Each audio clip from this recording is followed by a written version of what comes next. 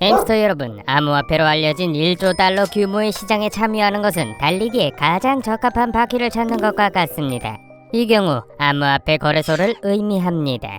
하지만 이는 절반의 성공에 불과하죠. 최근 추산에 따르면 전 세계에 약 600개의 암호화폐 거래소가 있으며 여기에는 중앙집중식 옵션과 탈중앙화 옵션이 모두 포함되어 있습니다. 하지만 600여 개의 거래소 중 일부는 시간이 지남에 따라 정상에 올랐고 일부는 하락했습니다. 그렇다면 어떤 이름에 귀를 기울여야 할까요? 다음은 전 세계에서 가장 유명한 암호화폐 거래소 6곳입니다. 별로 좋지 않은 이유로 알려진 FTX. FTX는 2019년 5월 MIT 졸업생 2명이 공동 설립한 거래소로 테마스에게 투자를 통해 250억 달러의 가치를 인정받으며 빠르게 명성을 얻었습니다. 이후 세계에서 가장 큰 암호화폐 거래소 중 하나로 성장했습니다. 실제로 2022년 1월에는 기업 가치가 320억 달러에 달하며 시장을 지배하고 있는 것으로 알려졌습니다. 이러한 성공은 레저X 및 블록폴리오와 같은 경쟁사를 인수하고 슈퍼볼 광고, 마이애미 히트 경기장 명명권 및 기타 유명인 지지를 포함한 주요 마케팅 캠페인에 기인한 것으로 알려져 있습니다.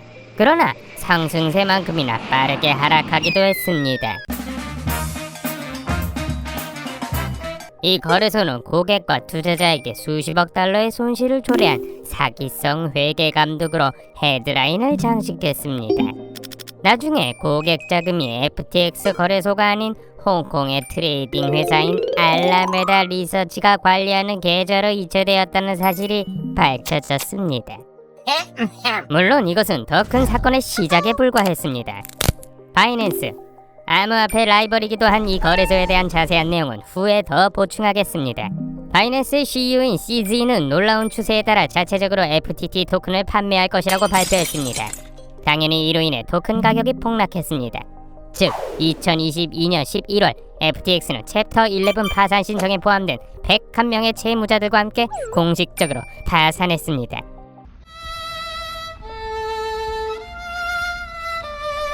그리고 당연히 고객 예금을 훔치고 투자자를 속인 혐의로 유죄 판결을 받은 공동 설립자이자 전 CEO인 샘 뱅크먼 프라이드도 있었습니다. 그의 초기 혐의는 2건의 계좌 사기 및 1건의 자금 세탁 음모였습니다.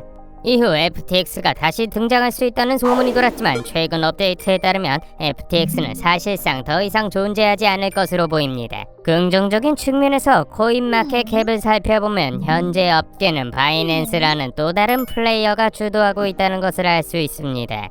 바이낸스는 현재 가장 큰 암호화폐 거래소로 다른 어떤 암호화폐 거래소보다 거래량이 많습니다. 현물 거래량은 107억 달러, 총 자산은 1,700억 달러로 추산되며 2위 거래소는 이 거래량의 10분의 1인 10억 달러 거래에 불과합니다. 따라서 바이낸스가 현재 이 분야를 지배하고 있다고 말할 수 있습니다. I'm cool. 하지만 선두주자가 되는 일은 하루아침에 이루어지지 않습니다. 대신 바이낸스의 여정은 몇 가지 혁신적인 결정과 자체 유틸리티 토큰인 BNB를 통해 이루어졌습니다. 2017년 초에 설립된 이 거래소는 같은 해 7월에 ICO를 진행하여 1,500만 달러의 자금을 조달했습니다. 출시 후 144일이 지난 이 시점에서 바이낸스는 출시 첫 6개월 만에 이미 세계 3대 거래소 중 하나로 주요 뉴스를 장식했습니다.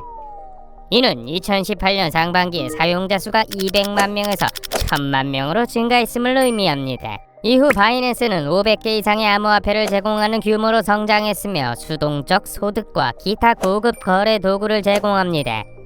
이후 바이낸스는 다양한 투자자와 트레이더가 찾는 곳이 되었습니다. 그러나 다른 암호화폐 리더들과 마찬가지로 CZ, 창평자오도 복역하고 있지만 2029년 9월에 석방될 것이라는 헤드라인이 나오기도 했습니다. 성공의 기회는 아직 열려 있으므로 현재 2위 자리를 차지하고 있는 코인베이스에 대해 살펴볼 가치가 있습니다. 코인베이스는 세계에서 두 번째로 큰 암호화폐 거래소로 200개 이상의 국가에서 서비스를 지원합니다.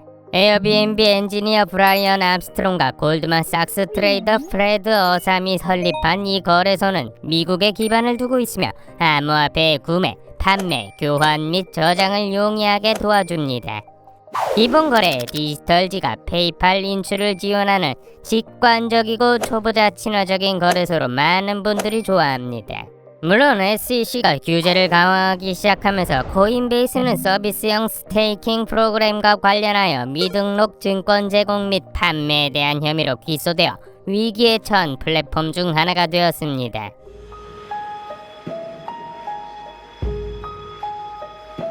그러나 이 플랫폼은 여전히 살아있고 현재도 사용할 수 있으므로 간과해서는 안 됩니다. 가장 큰 거래소 중 하나는 아니지만 유명한 설립자 덕분에 업계에서 잘 알려진 또 다른 거래소는 제미니입니다.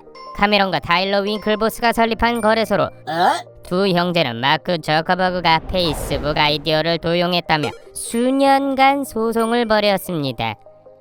결국 두 형제는 6,500만 달러의 합의금을 받아냈고 그 덕분에 오늘날의 제국으로 성장할 수 있었습니다.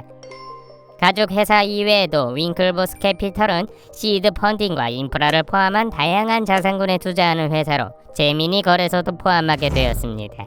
포브스의 새로운 보고서에 따르면 이 거래소는 해킹을 당한 적이 없다고 밝힐 정도로 보안이 가장 잘 알려진 암호화폐 거래소로 현재 거래량 기준 22 정도에 머물러 있습니다.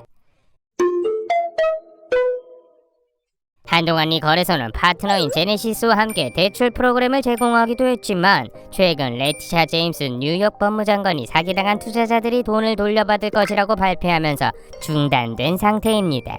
2010년대 초반에는 마운트 곡스보다 더 강력한 암호화폐 거래소는 없었습니다. 도쿄에 본사를 둔 이 암호화폐 거래소는 온라인 카드 거래 장소인 매직 더 게더링이라는 카드 게임 애호가들을 위해 처음 만들어졌습니다.